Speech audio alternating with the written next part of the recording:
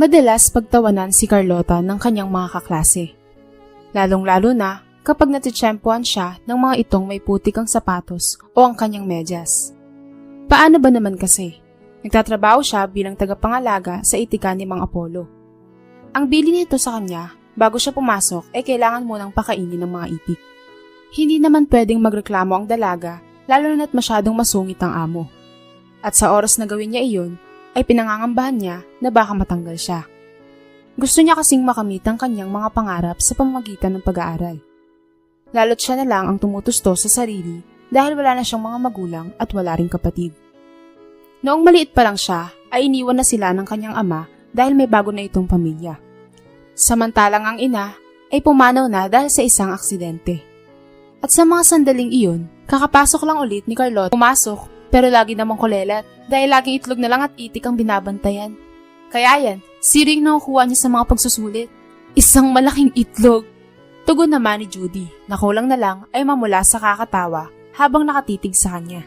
Subalit hindi na lamang niya pinansin ang mga ito at nagpatay mali siya na lang para hindi na lalong asarin pa. Aminado naman kasi siya na mahina siya sa klase pero di naman siya kinulang sa kasipagan dahil sa kanyang pangarap. Alam ng mga ito na nagtatrabaho siya sa farm dahil ang lokasyon nito ay malapit sa daanan ng mga tao. Kaya't lantad na lantad talaga siya sa oras na nagpapakain siya ng mga itik. Samantala, ilang minuto pa silang naghintay sa pagdating ng kanilang advisor bago ito dumating. Nagkaroon sila ng pagsusulit ng sandaling iyon. Napapalunok na lamang siya sa kaba sapagkat hindi siya nakapag-review. Stay in kasi siya kay Mang Apollo. Pabor na rin ito sa kanya dahil wala na rin naman siyang mauwian. At hindi lang naman pangangalaga ng itik ang kanyang obligasyon doon, kundi pagiging kasambahay pa, kaya ito ang dahilan kung bakit madalas siyang lagpak. Palagi kasi siyang hindi nakakapagsaulado ng kanilang pinag-aralan. At maya-maya pa, natapos na ang kanilang quizzes. At gaya ng inaasahan, siya na naman ang pinakakulelat. 7/30 ang nakuha niya, kaya't pinagtawanan muli siya ni na Judy at Claire. Kaya naman napayuko siya sa labis na kahiyan. Ikaw ba naman ang may pinakamababa sa quiz ay baka lamunin ka na ng hiya. Dinamdam ng labis ni Carlota ang pagkabagsak niya. Kaya naman pagsapit ng uwian, lulugo-lugo siyang naglalakad. Papalabas pa lang siya ng gate, biglang may tumawag sa kanya. Nagulat siya at napatulala sapagkat si Leia pala ito. Matagal niya na itong hinahangaan magmula ng first day na naging kaklase niya ito. Dahil maganda ito at palagi pang nangunguna sa klase. Kaya't nagtaka siya kung bakit siya nito tinawag dahil unang pagkakataon pa lang ito nang mangyari. O Leia, anong kailangan mo? Medyo nahihiyang tanong niya rito. Napangiti ito habang nagsasabing, gusto ko lang sabihin na napakasipag mo. Bihira ang isang estudyante na gaya mo. Huwag mo nalang pansinin yung mga kaklase natin. Huwag kang magpapa-apekto sa kanila. Naaantig naman ang damdamin ni Carlota, kaya naman nagpasalamat siya rito. Agad namang nagpaalam si Leia sa kanya dahil uuwi na rin ito. At dahil dito ay pinag-ingat niya ang dalaga. Samantalang siya ay tuloy-tuloy nang naglakad pa uwi. Kailangan niyang umuwi ng maaga at bago magdilim, kailangan rin nakapagluto na siya ng hapunan. Dahil siguradong papagalitan na naman siya ng amo kapag nahuli sa dapat niyang gawin. Pero sa kabila ng pagmamadali niya, masaya siya dahil napansin na siya sa wakas ng kanyang idolo at nalaman niyang concern pa ito sa kanya. Hinahangaan niya kasi ang katangian ng babae dahil ang lahat ng meron ito ay wala sa kanya, gaya ng kagandahan at katalinuhan. At isa pa, sadyang napakagaan ng loob niya rito. Noong nasa tirahan na siya ni Mang Apollo, ay dito na siya nagluto. Hinintay niya munang matapos kumain ng pamilya ng matanda bago siya kumain at kalaunan ay natulog na rin siya. Kinabukasan, ganun nga ulit ang ginawa niya. Bago pumasok, nagpapakain muna siya ng mga itik. Kaya naman kapag nagtutungo sa paaralan, di niya namamalayan na narurumihan na pala ang kanyang binti. Kaya't gaya ng inaasahan, pinagtawanan na naman si Carlota ng dalawang bully na kaklase. Pero tulad nga ng payo ni Leia, hindi niya na lamang pinansin ang mga ito. Hindi nga alam ni Carlota kung bakit sa tuwing nagpapakain ng itik ay hindi siya pinapagamit ng amo ng bota. Sa isip-isgan, yung tipong malalapitan at masasandalan sa tuwing siya ay may pinagdaraanan. Hanggang sa pagsapit muli ng uwian, tinawag siya ng dalaga. Ang tanong nito sa kanya ay kung gusto ba raw niya na mamasyal. Hindi na nagpatumpik-tumpik pa si Carlota. At kahit may posibilidad na mapagalitan siya ng amo, ay sumama siya rito. Kaya't nagtungo sila sa isang mall at dito ay masinsinan silang nag-usap. Carlota, bakit ka pala nagtatrabaho sa farm? Wala ka na bang mga magulang para matustusan ka sa pag-aaral mo? Seryosong tanong nito sa kanya. Uli lang lubos na ako, Leia. Kaya sarili ko na lang ang binubuhay ko ngayon. Kung totoosin lang kapag ayaw ko ng mag-aaral, pwede naman akong huminto at magtuon na lang sa pagtatrabaho. Pero hindi may pangarap kasi ako, kaya kahit madalas bulihin, pinipilit kong pumasok. Kwento ni Carlota na napilitan nang magsabi ng talambuhay niya sa bagong kaibigan niyang ito. Nakita niya namang nakatitig sa kanya si Leia habang ito'y tumatango. Tama yung pananaw mo sa buhay. Gaya nga ng sinabi ko sa'yo noon, huwag kang magpapa-apekto. Gawin mo lang na challenge sa pag-abot ng iyong pangarap ang mga pinagsasabi nila. Teka, ang lamig na dito sa mall. Gusto mo bang sa peryahan naman tayo? Paggayaya nito. Ayaw namang tanggihan ni Carlota ang kaibigan. Kaya naman sa isang tango pa lang niya, agad na siyang hinawakan sa kamay at nagpunta nga sila sa peryahan. Ang ginawa nila roon ay ang manood ng mga sideshow, kung saan ay may pinapalabas ng mga tao na may kakaibang itsura. At ang sabi pa ni Leia, ang mga ganoong tao raw ay kinukulong ng isang taong may hawak sa kanila para pagkakitaan ng mga kapansanan nila. Naniwala naman roon si Carlota. At habang pinagmamasdan niya ang isang babaeng tinaguriang The Turtle Girl, dahil sa kuba at maigsi ang mga bihas nito na siyang dahilan kung bakit ito hindi makatayo.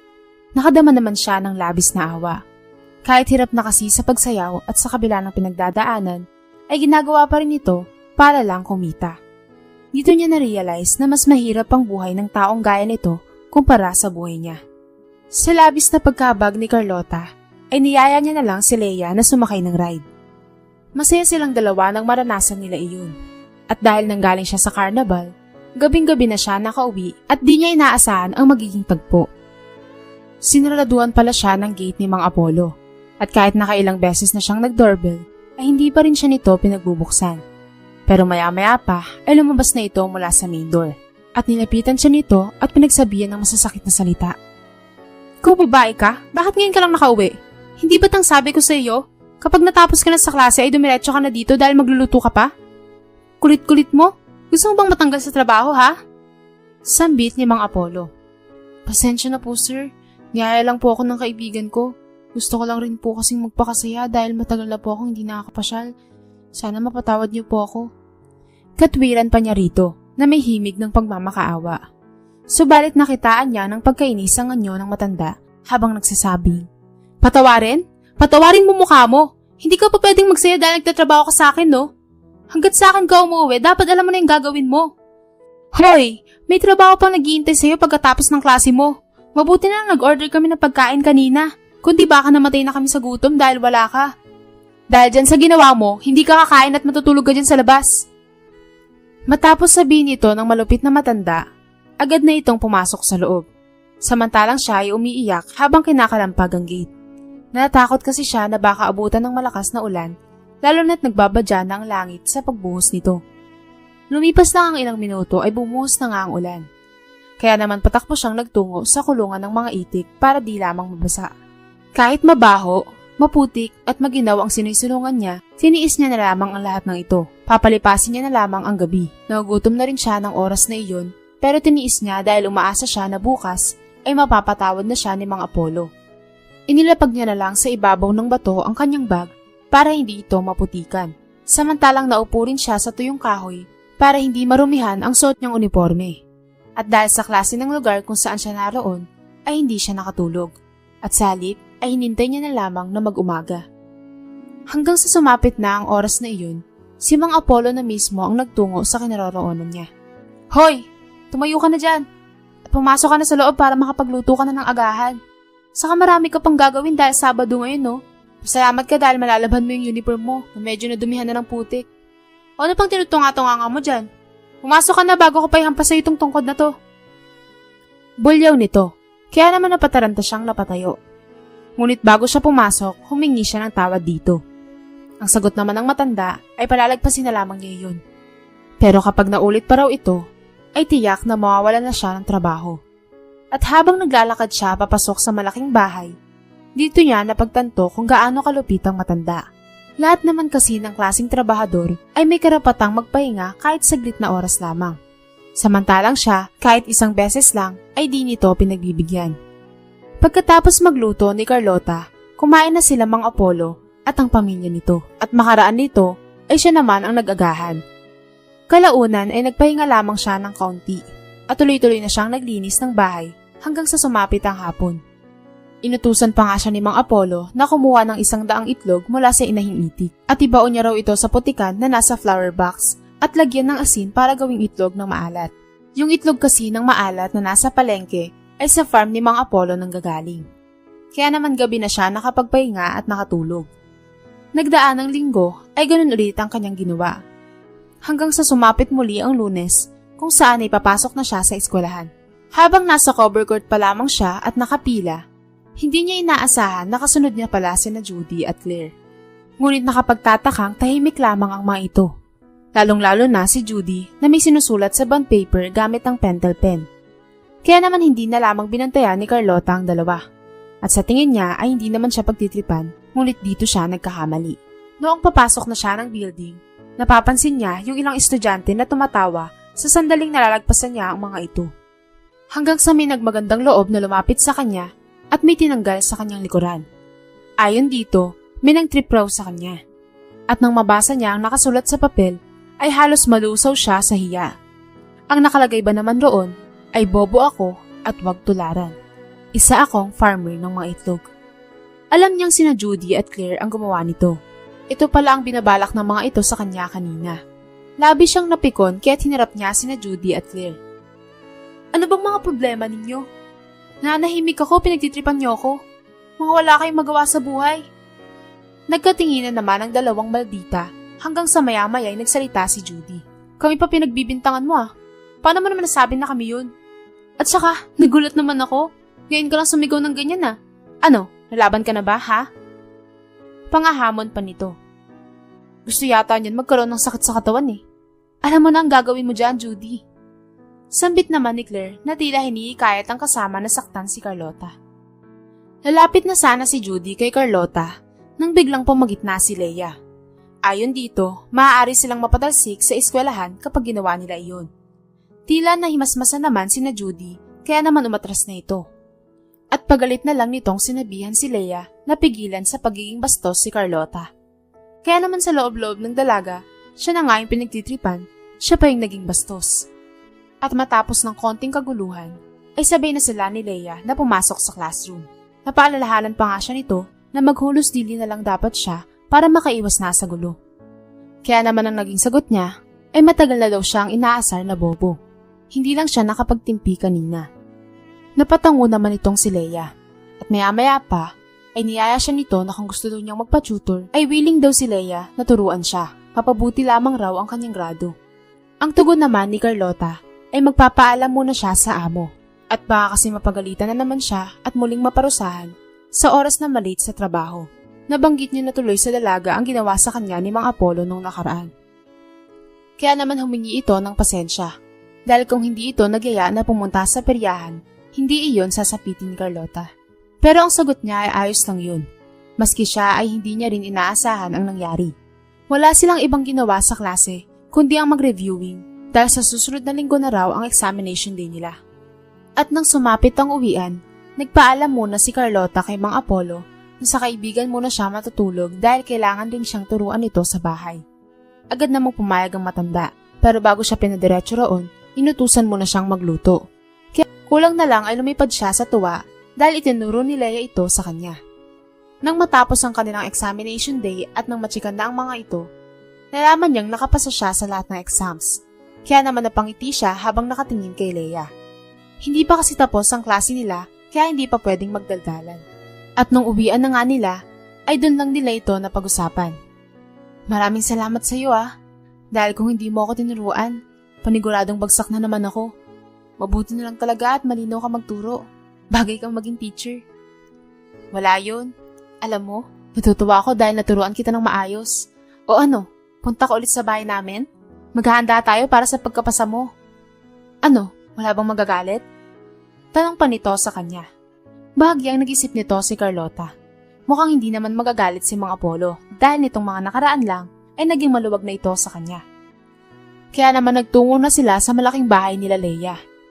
At dito ay nagluto sila ng masasarap na pagkain, gaya ng pansit, adobong baboy, salad at kung ano-ano pa. Dahil dito ay inabot muli ng gabi ang pag-uwi ng dalaga. Subalit hindi niya inaasahan ang mga mangyayari. Dahil yung mga gamit niya ay nasa labas na ng bahay ni Mang Apollo, gaya ng maleta na naglalaman ng kanyang mga damit.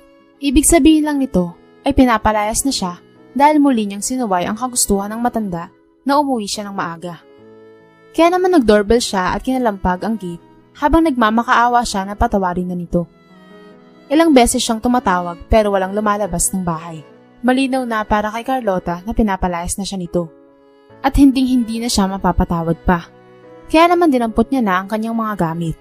At dulugo-lugo siyang nagtungo sa bahay nila Leia at nakiusap na pansamantalang doon muna tumira dahil sa kawalan ng matutuluyan. Hindi naman siya hinindian ng kaibigan at maging ng mga magulang nito. Kaya naman magmula nito ay nakakapagpahinga na siya dahil wala na siyang trabaho. Mabuti na lang may magandang kalooban ng pamilya ni Leia sapagkat ang mga ito na ang tumutustos sa kanya. At dahil dito ay naging masigasig siya sa pag-aaral. Lumipas ang isang taon ay sumapit na ang graduation nila sa high school. Subalit habang ginaganap ang seremonya ng kanilang pagtatapos, ay nagkaroon ng malakas na lindol. Kanya-kanya namang nagtago sa kani-kanilang silya ang mga estudyante, kabilang na sila Carlota at Leia, kahit ulo lang ang nailulusot nila. Maski ang mga magulang na naroroon ay nagtatago rin sa upuan, at habang nagtatago sila Carlota, nagulat siya nang may umaagaw sa kanyang upuan. Pagtingin niya, ay sina Judy at Claire pala ito. Naagaw ng mga ito ang silya niya dahil malaki-laki ito at dahil wala silang mapagkukublihan. At sa kadahilan ng 2 tao nga ang kumukuha ng kanyang upuan, ay hindi niya kinaya ang mga ito. Nang makuha na ito ng 2 maldita, biglang may bumagsak na matigas na bagay sa kanyang ulo. Namanhid ang buong mukha niya at unti-unting nanlabo ang paningin. Pero kahit ganun, ay nakikita niya pa rin ang pagtulo ng kanyang dugo sa sahig. Nanggagaling ang sugat sa kanyang ulo, hanggang sa tuluyan na siyang nawalan ng malay. Hindi alam ni Carlota kung gaano siya katagal nawalan ng malay dahil sa sinapit niya. Pero nang magising na siya sa ospital, ang sabi ng umiiyak na si Leia ay 2 araw rin daw siyang nawalan ng malay. Mabuti raw ay nabuhay pa siya dahil napakalaking bakal ang bumagsak sa kanya. Napuno ng galit ang puso ni Carlota ng sandaling iyon, sapagkat kung hindi dahil sa kagagawan nila Judy at Claire, hindi sana siya maaksidente. Pero kahit ganun, ay pinilit niya na lang nakalimutan ang malagim na pangyayaring ito. Ligtas naman kasi siya at wala naman siyang naging injury. Pinag-aral muli siya ng mga magulang ni Leia sa pagtuntong nila sa college. Kaya't isang universidad ang kanilang pinapasukan. Yung tipong sabay sila pumasok at sabay ring umuwi. At may pagkakataon rin na nakakapasyal pa sila pagkatapos ng klase. Hanggang sa lumipas ang maraming panahon, CEO na sa kumpanya si Carlota. Nakamit niya ito dahil sa kanyang pagtatapos sa pag-aaral at dahil sa kanyang pagiging madiskarte. Sa edad niyang 40 anyos, wala pa rin siyang sariling pamilya dahil mas gusto niyang maging mag-isa na lamang sa buhay. Yung tipong walang gaanong inaalala. Saka masaya na rin siya dahil itinuturing niya na rin mga anak ang mga anak ni Leia. Kahit busy sila sa trabaho, madalas pa rin silang magbanding ng kanyang kaibigan at pati na ang mga supling nito.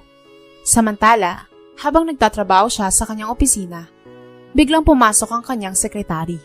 Ang sabi nito ay may 2 aplikante raw, kaya tinutusan niya ang sekretary na papasukin ng mga ito. Nagulat siya dahil sina Judy at Claire pala ang mga ito. Sa suot nilang simpleng t-shirt ay mababakas ang kanilang kapayatan at kahirapan sa buhay. Nang makita rin siya ng mga ito, halos may matay ang mga ito sa labis na pagkabigla nang malaman na siya pala ang may-ari ng kumpanya. Anong ginagawa niyong 2 dito sa opisina ko? Para yatang naliligaw kayo ah. Anong sadya niyo? Taas noon na tanong ni Carlota. Ma'am Carlota? Hindi namin inaasahan na magiging mayaman na kayo. Sadyang napakalaki ng kumpanya na pinapatakbo ninyo. Maluha-luha at nauutal na sambit ni Judy. So ano naman ngayon kung malaki yung hinahawakan kong kumpanya? Isa lang naman ang tanong ko sa inyo eh. Tell me, what you want right? Seryosong sambit ni Carlota. Bigla namang lumapit si Claire sa kanya habang nagsasabi, Ma'am, naghihirap na po kami. Kung alam niyo lang po na hindi kami nakapagpatuloy sa kolehiyo nung nangyari yung lindol. Nalugi yung negosyo ng mga magulang namin ni Judy. Magkukumari at magkukumpare din po kasi sila. Maaga po kami nag-asawa. Kaya ngayon po ay may matinding karamdaman yung anak ko. Hindi ko alam kung saan kami lalapit. Samantalang ang anak ni Judy ay nagdadalang tao ngayon at walang pampa-check up. Nasa squatter area na lang po kami naninirahan ngayon. Sana po matanggap niyo po kami bilang janitress o kahit tagalinis ng mga inodoro. Patawarin mo na po kami, ma'am, sa nagawa namin sa inyo noon. Sa panghahamak at sa paglalagay sa inyo sa alanganing buhay. Kung luluhod kami sa harapan ninyo ay aming gagawin, mapatawad niyo lang. I-reject na po kami ng maraming kumpanya. Talagang wala pong tumatanggap sa amin at sana naman po ay matanggap na kami dito. Para awa niyo na po, Ma'am Carlota. Sambit ni Claire at sabay nga silang lumuhod ni Judy habang humihikbi sa pag-iyak. Bigla namang lumambot ang puso ni Carlota. Ayaw niya namang idamay ang mga anak nito sa kanyang galit. Kailangang madugtungan ang buhay ng anak ni Claire, samantalang kailangan rin makapanganak ng maayos ang anak ni Judy. Kahit napakalaki ng kasalanan nila sa kanya, pinatawad niya na lamang ang mga ito. Total, ay matagal na panahon na ito nangyari at mga bata pa sila noon. Tinanggap niya na nga ang mga ito bilang tagalinis ng mga baradong inodoro at tagapaglampaso ng sahig. Iyon na lamang ang naging tulong niya sa dalawa. Sinadya niya rin talaga ito para ma-realize nila kung paano marumihan ang kanilang sarili para lamang magkapera. Tandang-tanda niya pa kasi kung paano siya hamakin ng dalawa dahil lamang sa pagtatrabaho niya sa farm. Naging matino naman na trabahante sa kanya sina Claire at Judy. At sa paglipas ng mga araw, naging maayos na rin ang kalagayan ng mga anak nito. Kaya nga lang, madalas ang mga itong pagalitan ng manager sa kumpanya niya kahit sa konting pagkakamali lamang nila. Gusto mang pagsabihan ni Carlota ang manager na ito para pigilan sa pangit na pagtrato, hinahayaan niya na lamang ang mga ito para maranasan rin ng dalawa kung paano mapahiya gaya ng pinagdaanan niya sa mga ito noong nag-aaral pa lamang siya. Iyon kasi ang tinanim ng dalawa, kaya iyon rin ang inaani nila ngayon. Samantalang may iba pang negosyo si Carlota, iyon ay ang farm niya na itikan. Ang mga naninilbihan roon ay sina Mang Apollo na ngayon ay 80 anyos na at ang mga anak nito. Tagapakain sila ng mga itik. Nalugi kasi ang negosyo ni Mang Apollo noon dahil sa kanyang pagsusugal. At noong magtagumpay na sa buhay si Carlota, lumapit ang matanda sa kanya para mamasukan. Tinanggap niya naman ito pati na rin ang mga anak nito na naghihikanos na sa buhay. Ginagawa ng mga ito ang dati niyang trabaho. Malaki pa naman kasi ang utang na loob ni Carlota sa matanda kahit na medyo hindi naging maganda ang trato nito dati sa kanya.